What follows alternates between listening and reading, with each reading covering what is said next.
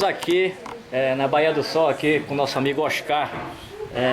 O Oscar foi uma pessoa importante aqui porque foi a primeira pessoa que nos mandou as informações aqui sobre as fórmulas na casa do Fred, que nós já descobrimos o nome dele, né? O Fred era piloto da NASA. Da Panam, ele era piloto da Panam, ele era piloto civil e depois foi para a NASA. Foi para a NASA, né? Então ele fazia essas observações e o Fred ele veio do Marajó justamente na época da Operação Prato. Nós verificamos lá o diploma dele de rádio, de comunicação, de 1975. A Operação Prato foi em 1977. Então ele já estava por aí verificando essa situação há bastante tempo. Ele passou a ser radioamador exatamente nessa época. Em 75, né? Tem uma tomada sem zoom. A gente vê ali a ponta do Machadinho. A entrada do Furo da Laura, também conhecida como a entrada do Rio Guajará-Mirim. Logo, anexo praticamente temos também o Ariri, né? A entrada do Ariri. A entrada do Ariri. Logo depois da ponta do Machadinho. Logo depois da ponta do Machadinho. Quem vem de lá é a ponta do Machadinho, a entrada do Ariri, Furo da Laura ou Guajará-Mirim. Aqui já é o Tauá-Jiju. Tauá-Jiju, né? A entrada né? do Tauá-Jiju. Isso aqui já pertence a Santo Antônio do Tauá. Daqui para cá, daqui tudo é Santo Antônio do Tauá. Até lá o Guajará-Mirim, que é o que separa Santo Antônio do Tauá da ilha de Colar. Tauá-Jiju também tivemos relatos de pessoas que foram atingidas pelas luzes. Na operação, durante o período da Operação Prato, na década de 70. Então você vê como daqui desse ponto que nós estamos aqui na Baía do Sol, é tudo muito próximo. Por isso que você vê grande quantidade de relatórios da Operação Prato com a chancela da Primeiro Comar, feito nessas áreas. A maior parte é nessas áreas: Baía do Sol, Ariri, Ponta do Machadinho, ali também Tauá-Jiju, né? Então tem muitas comunidades pequeninas mesmo. O próprio Ariri é uma comunidade pequena. E aí no Guajará-Mirim tem várias comunidades, tem o Burralho, Burralho também, Penha Longa. Penha Longa. Então é tudo todos os locais que fizeram parte da Operação Prato, na parte das vigílias, de observação, tudinho. E ali também é a Baía do Marajó. Foi aqui nesse exato local que a gente tem certeza que foi, tá? Que o Coronel Holanda manteve os primeiros contatos com os extraterrestres. Porque é um local altamente privilegiado. A gente sabe que foi na praia da Baía do Sol. E até hoje, 30 e poucos anos depois, permanece completamente isolado. Isolado. Só vegetação mesmo. Só vegetação. Por isso que o americano lá, o Fred, se estabeleceu aqui. Do nada esse homem vem para cá. Depois de ter fazenda no Marajó. Do nada. Como se ele tivesse sido designado para cá.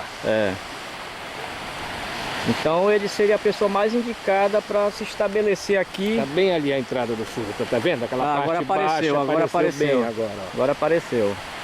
É ali que é a entrada do rio Guajará-Mirim. Sai aqui no barco, né?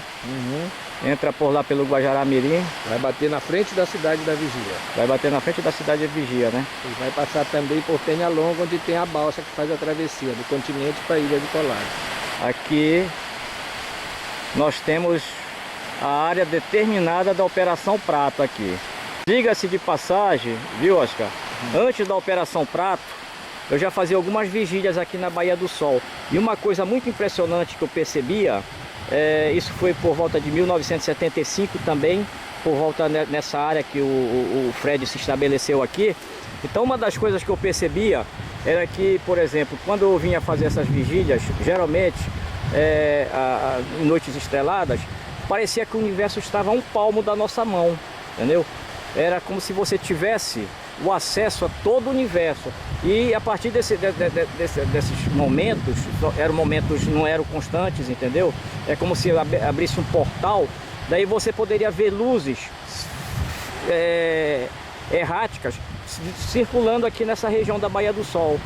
Era impressionante mesmo. E eu tive a oportunidade também de presenciar materializações nessa estrada que entra aqui na Praia Grande. O que eu sei é que alguns moradores daqui da Baía do Sol que tiveram contato com esse americano, com o Fred, Contam que, por exemplo, ele tinha uns hábitos estranhos. Por exemplo, ninguém entrava na casa dele. Ficava ali pela frente e tal, ele conversava e tratava todo mundo bem, mas não entrava. E quando, por exemplo, tinha uma determinada hora, a esposa dele, a dona Lili vinha, era brasileira, chamá-lo, aí ela já falava inglês, aí os moradores daqui não entendiam, aí ele traduzia, dizia, tá me chamando para o almoço.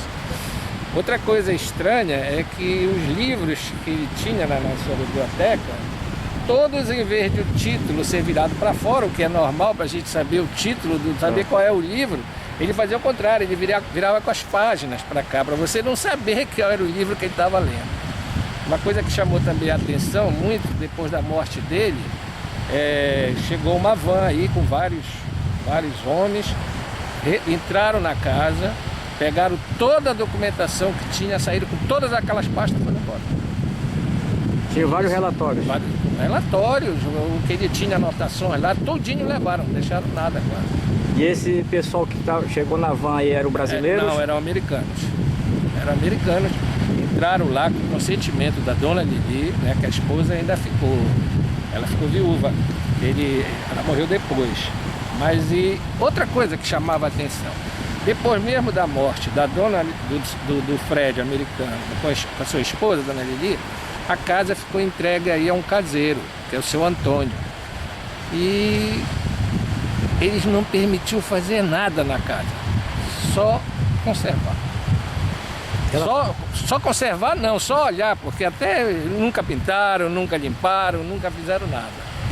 Entendeu? Então, eu achava estranho, porque o seu Antônio tomava conta de uma casa que não vinha ninguém aí.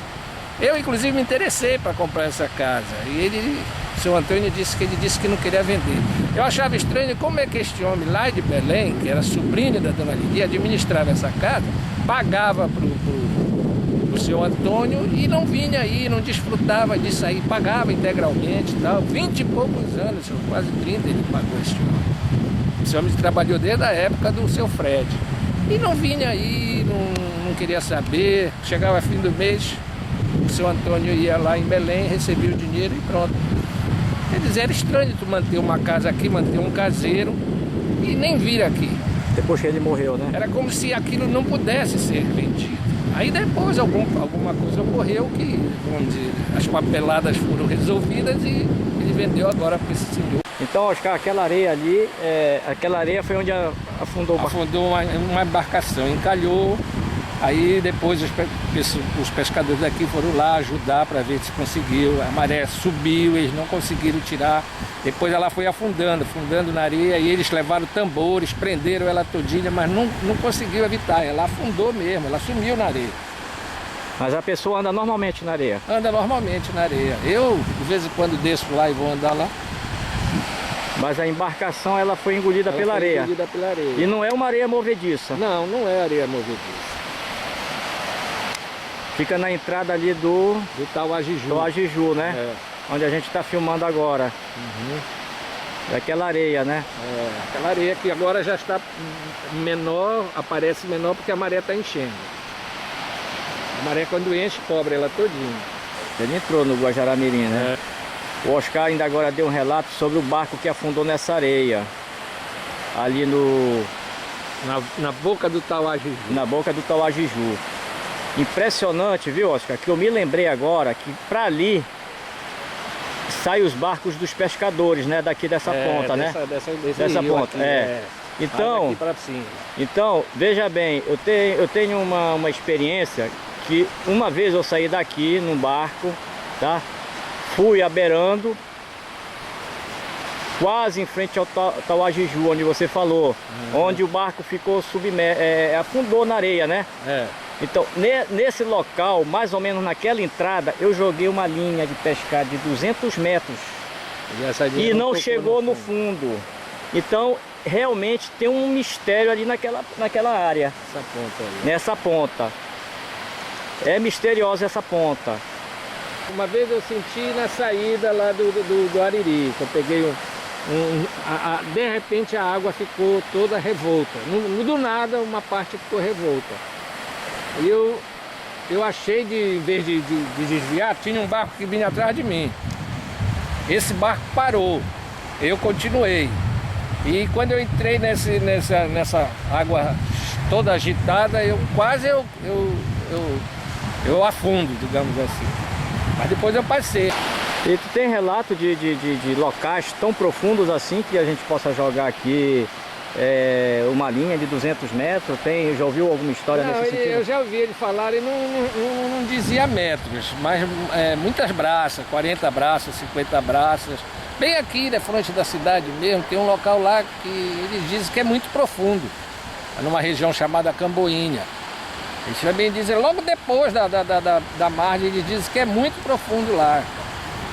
Sabe se é canal, o que é, mas eles falam que tem locais aí que eles jogam e a rede joga 30, 40, 50 braços e não chega no fundo.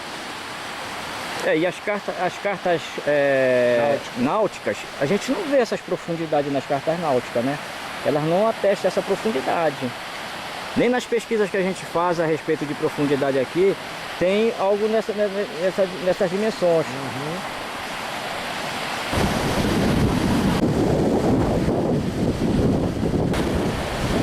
Estamos aqui com o seu Antônio. Seu Antônio foi caseiro do Fred. O Fred é o americano, tá? Que tem a casa aqui na Baía do Sol, onde colocou várias fórmulas na parede e esteve na época pós-Operação Prato. Antes da Operação Prato ele esteve pela Ilha do Marajó e logo após ele se mudou aqui para a Baía do Sol. Então o seu Antônio foi caseiro e viveu com ele muito tempo. Então, alguns fatos relevantes, o seu Antônio nos citou aqui com relação à alimentação do Fred, que vinha de 3 em 3 meses, né, dos Estados Unidos, e também da pesquisa que o pessoal da Polícia Federal vinha, às vezes, aqui visitar o americano Fred. É isso, seu Antônio?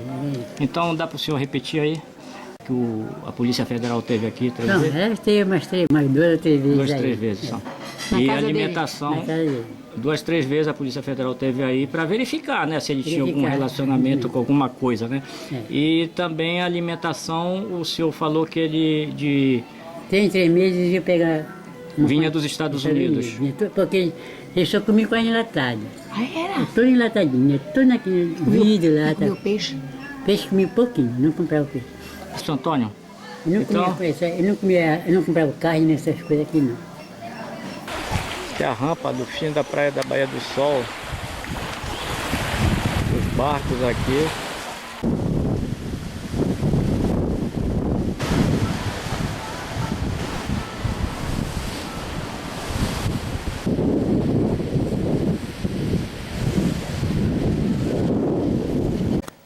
Estamos aqui, Armando Monteiro, junto com o seu Manuel. O seu Manuel, ele foi um grande amigo do Capitão Holanda na década de 70 e foi uma das pessoas que tomava conta do barco do Coronel Holanda aqui na Baía do Sol. Então o seu Manuel tem um relato muito importante. Depois da Operação Prato, ele vai relatar para a gente e explicar o que ele viu. O que o senhor viu, seu Manuel, com relação àquela luz depois da Operação Prato? O que eu vi foi essa tocha, essa luz, né, forte, que veio daqui do alto mar. Veio e passou por cima aí da igreja, e o cemitério é logo aqui atrás de casa, e aterrissou para lá. E nós fomos ver e não vimos nada.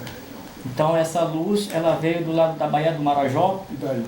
Do lado da Baía do Marajó, na direção daqui da Baía do Sol. Sim, passou por cima da igreja ali, aterrissou para lá, para o cemitério. Isso o Capitão Holanda ainda estava vivo? Estava vivo, pelo menos eu tinha o quê? Agora em outubro, nós ia fazer 50 anos de casado.